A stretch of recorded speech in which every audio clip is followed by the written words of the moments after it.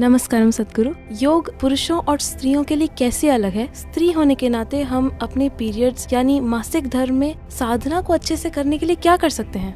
अगर आप पारंपरिक योग सिस्टम को देखें तो ये मूल रूप से पुरुष के शरीर के लिए बनाया गया है। उन्होंने स्त्री के शरीर के बारे में नहीं सोचा क्योंकि उन दिनों स्त्रियां कभी साधना करने नहीं आती थीं। उनका आना संभव नहीं था। कई कारणों से, शारीरिक कारण, सामाजिक कारण, बाकी की चीज़ों की तरह, क्योंकि तब योग स्टूडियो में नहीं सिखाया जाता था।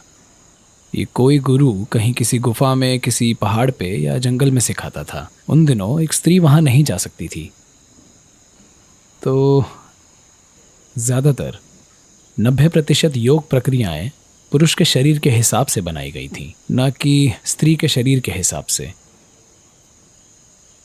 So many systems of yoga. तो कई तरह के योग जो आज लापरवाही से सिखाए जा रहे हैं, स्त्री के शरीर को नुकसान पहुंचा सकते हैं अगर ठीक से सिखाया ना जाए तो। जो आसन आप सीख रहे हैं उनमें से एक मयूर आसन है। क्या आपको बताया गया है कि मयूर आसन ना करें? हाँ, क्योंकि ये आपके लिए ठीक नहीं है।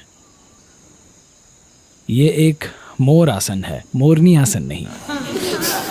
तो इस तरह से कई पहलू हैं। उनमें से कुछ बहुत ही भौतिक पहलू हैं, कुछ ज़्यादा सूक्ष्म हैं, पर ऐसे पहलू मौजूद हैं।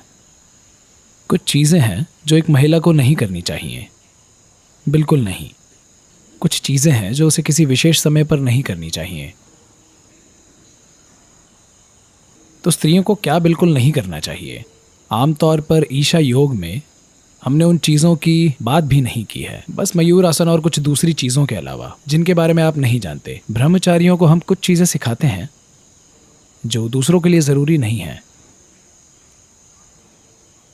तो किसी विशेष समय के दौरान आपको क्या नहीं करना चाहिए, ये हर स्त्री के मुताबिक बदलता है। ये अलग अलग हो सकता है।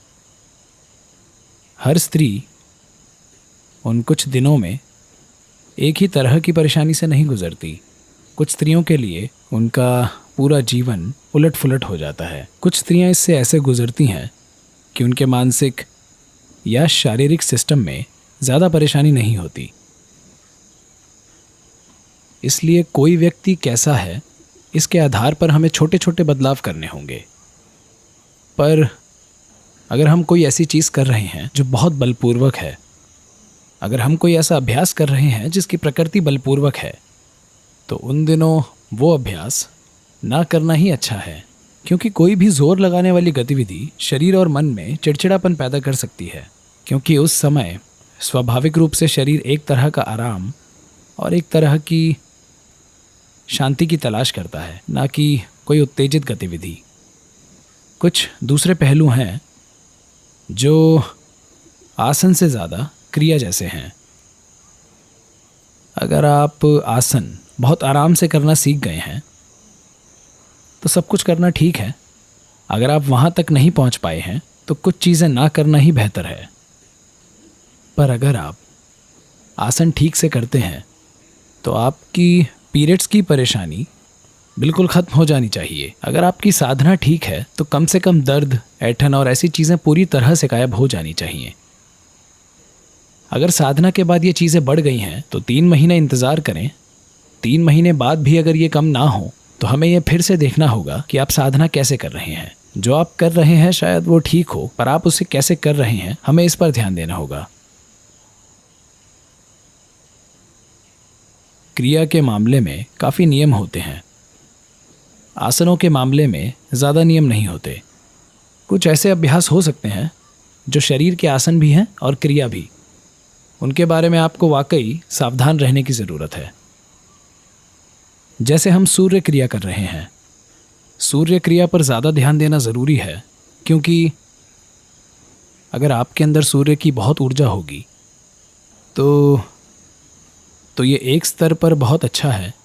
पर अगर ये आपकी स्त्री प्रकृति को परेशान कर रहा है तो हमें इसे फिर से एडजस्ट करना होगा। हमें इसे थोड़ा सा बदलना होगा आपके लिए। ये बहुत ज़रूरी है कि ये व्यक्तिगत हो। ऐसा कोई सामान्य नियम नहीं है, पर आम तौर पर ईशा योग के रूप में सिखाए जाने वाले सभी अभ्यास किए जा सकते हैं। वे सभी ठीक हैं, कपालभाति के अलावा बाकी सब ठीक हैं। आप इन्हें कर सकते हैं।